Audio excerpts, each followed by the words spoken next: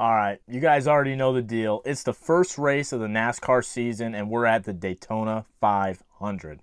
This weekend may be the best collection of paint schemes that we've ever had during the paint scheme reviews.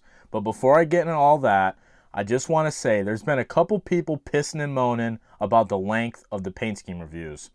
And for that, I have to truly, deeply apologize to anyone that has the attention span of a fucking squirrel.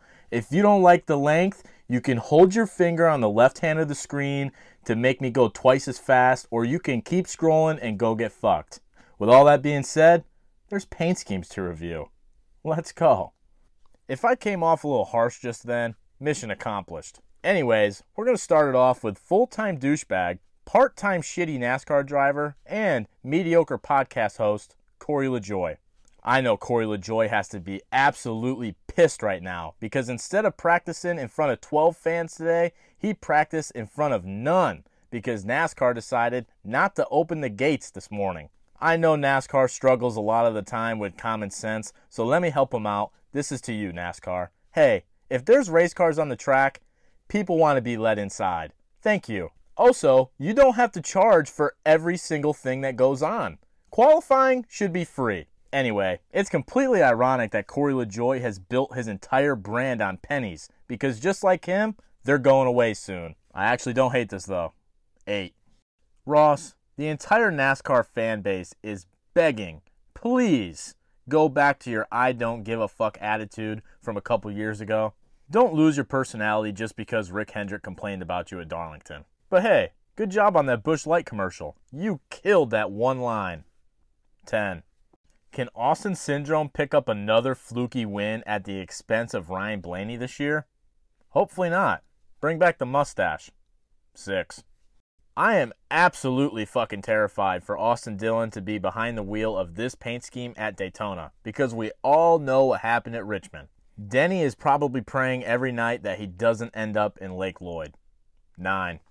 I don't know if you guys have noticed, but Noah Gragson and Front Row Motorsports as a whole has been killing it on social media. And I think that translates to a front row lockout tonight. Front row on the front row. That was incredibly cheesy. I'm sorry. 7. I watched Kyle Larson hop on a bicycle in the pit area at Volusia and leave his son in the dust. That builds character. That's good parenting. Glaze on. 10. This car actually just reminded me. I don't know if I wiped my ass earlier. I was in such a hurry to start this paint scheme review. I might have forgot. Ah, hell. If I did forget, I'm going to need dude wipes at this point. This is a car that looks like it could win the Daytona 500. 10. Ride the Dente. I gotta say, I do like the little slogan, but the entire song is terrible. I think they should have left this sponsorship for Carson Hocevar, though, because Justin Haley doesn't look like he's old enough to even order a Presidente. Too bland. 6. We've been getting blue ball for the past 3 weeks that we are going to get a new zone paint scheme, yet here we are, still got this shitter. Thanks, Taylor. Can you just leak it, please? 3. I love how all the unseasoned chicken lovers all came flood into my videos saying, "Ha, Chase Elliott won a race." You do realize that was an exhibition race, right? I will admit, something does feel a little bit different, though. I think he finally realized that he could actually be seen out in public promoting NASCAR. Although I'm not really sure what looking completely fucking miserable in a VIP box at the Super Bowl does for NASCAR, but, you know, at least he's trying. 4. I saw an interview the other day where Ty Dillon said this is the best opportunity he has to finally finish in the top 30. I wouldn't get your hopes up that high, buddy. 5. How ironic is it that a race team that's going to spend millions of dollars of their own money because they can't find a sponsor for one of the most marketable drivers in NASCAR is going to get sponsored by National Debt Relief? I'm no genius, but I gotta think there's a problem at Joe Gibbs. Not only could you not find a full-time sponsor for Denny Hamlin, but you also had to let a 2-time champion walk away from your team because you couldn't find sponsorship. Think it's time to start making more phone calls. This car sucks. 3. Is this the year that Ryan Blaney finally wins a Daytona 500? Maybe. 9. AJ Allmendinger and Celsius is a match made in heaven. I've seen a bunch of girls on TikTok with only like 1,500 followers getting a case of Celsius a month. I figured, hey, I'm a big NASCAR guy. Obviously, they're in the NASCAR. I should try to get on this program. I got denied. And they just signed William Byron. Fuck you, Celsius. 0. Mr. Buscher. If you guys aren't following me on Twitter, I ranked all 36 full-time Cup drivers on how much I liked them. Obviously, Mr. Buscher was number 1. And for the first time ever, I had an interaction with Chris Buescher himself. He replied, great list. Thank you, Chris. Great paint scheme. When you coming out with Mr. Buscher merch? We're all waiting. 10. You guys are going to have to give me till at least Easter to get used to Chase Briscoe being in the 19. Car fucks though. 10. My heart tells me I should like this paint scheme, but my brain and my eyeballs are saying this sucks. Can we please stop just slapping a huge sticker right next to the number? This scheme would have been 100 times better had they just written out Interstate Batteries down the door into the quarter. With all that being said though, 9. Hey, check it out. It's Josh Berry, my new teammate. If you guys missed the memo, I recently partnered with Driven Sunglasses, the same brand that drivers like SVG, Cole Custer, Ryan Preece, and Josh Berry wear. They're really high quality, lightweight sunglasses at a pretty affordable price. If you want to check them out, they've given me my own promo code for 20% off plus free shipping. It's Tyler20. A couple of you have already used my promo code, which is totally fucking awesome. And when you guys get them in, I'd love to know what you guys think. Anyway, Josh Berry could be a Ford Mustang dark horse to win the Daytona 500. Don't sleep on him. 8. Shout out the boys over at Life, Liberty, Happiness. I did an interview with them a couple days ago. It should be coming out on their podcast tonight. And just like I told Brian over at Life, Liberty, Happiness, I cannot lie. This paint scheme, it kind of fucks. Although you do get points deducted for stolen valor. This is Joseph Newgarden's paint scheme. 9. All things considered, I actually like this paint scheme. But what would have been really cool is if Bubba came to Daytona with a Shamrock Shake machine. Now that would be a good looking race car. But on second thought, maybe we're better off with the French fry car because the Shamrock Shakes give me diarrhea. 10. I'm completely shocked with how many of you think that this car is just a layup for the Big Baby Scumbag paint scheme of the week. Have you not seen all the other contenders? Yes, this car looks great, but it's not even the best flame paint scheme of the weekend. Shout out Tony Breidinger. Willie, congrats on the Celsius deal, but you still fumbled the bag. 10. Todd Gilliland and I are pretty close to becoming best friends. He's been hitting the like button on my tweets like it's a game of Flappy Bird. And just for that, I packed $34 worth of fuel in my car the other day for good luck. So congrats on the pole. 10. Riley Herbst is in the Cup Series. 5. I've started to open up bank accounts in the Czech Republic in preparation for the amount of money that Zane Smith is going to win me this year. Thanks, Zane. 7. Now we can all agree that there is absolutely no chance this is the only start this car gets all year, right? What I would really like to see is Connor Lightning McQueen Zillage being in this car. I guess minus the whiskey sponsorship. He's not old enough for that, is he? 10.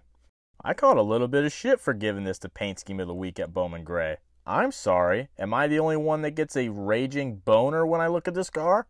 10. John, we could probably give up on the Dollar Tree Harry Gant vibes. Oreo is a nice touch, though. 7. Quite frankly, I was expecting Emily to get free tickets to the 500 from Advent Health, but I guess not. This car does look like it's extending the healing ministry of Christ, though. 10. NY Racing was the only team in the Cup Series to not get their paint scheme on NASCAR.com. Like I said on Twitter, though, I forgive them because they probably got like 3 guys and a German Shepherd working for them. And I actually really like this. 10. I guess Monster figures, since they can't make die casts, that they should just make their cars look like shit. The Nasty Beast cars were some of the best paint schemes last year, and they ruined it. This is why I drink C4. 6.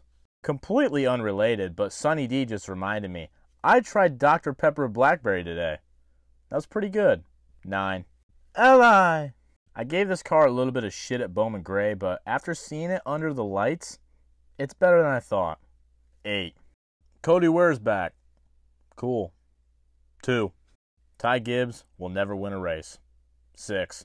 This is the final race of Martin Truex's Cup Series career, and he's got a better chance of winning on Sunday than he has in the past 3 years because Cole Pearn is back. Congratulations to Tricon on somehow fielding a Cup Series car. I can't lie, it totally slaps. 10. I've been saying it for well over a month now. Ryan Preece is going to win the Daytona 500. Book it. The end. 10. So I lied earlier. Beard forgot to put their paint scheme on NASCAR.com as well. I'm going to forgive them too, though, because I know they have like 2 guys and I think 6 Chihuahuas working for them. 8. Chandler Smith gets to run in the duels tomorrow night. And then, after the truck race, well, he could probably go home. Sorry, guys. You're probably not making it in. 4. I'm just glad Spire Motorsports is listening to me, because this is probably the best looking car they've ever brought to the racetrack. Let's try to refrain from going bowling during the 500 though. 10. Carson Hocevar, old buddy, old pal. I'm going to bet on you a lot this year, but probably not the 500, unless you tell me to. I'm right up the road if you want to get wasted some night. 8. Lied again. BJ McLeod didn't put his paint scheme on NASCAR.com either. But it's best to forgive him because he could probably kill me with his bare hands. 10. Jimmy Johnson's going to be in the running for the best looking car to not make it into the 500. At this point, I would have rather seen Shaq make an attempt. 9. SVG must sit up at night thinking, how the fuck did I even get here? I don't know, Shane, but I'm sure I'm glad you're here. 8.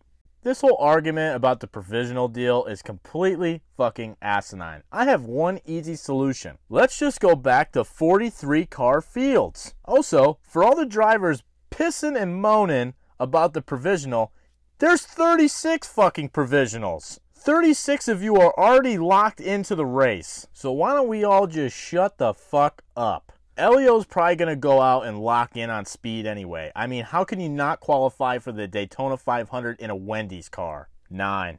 Cocodrile. 8. And before I give you the Big Baby Scumbag Paint Scheme of the Week for the Daytona 500, please just take a minute.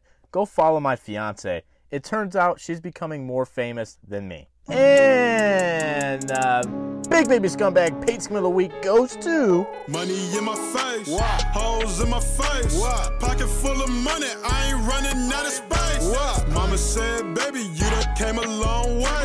Still eating ramen noodles, bitch, I like the taste. Dale Earnhardt, nigga, do you wanna race? Mirror, mirror on the wall, bitch, I look great. Daytona 500, high speed chase. Put you in your place, bitch, get out of the way.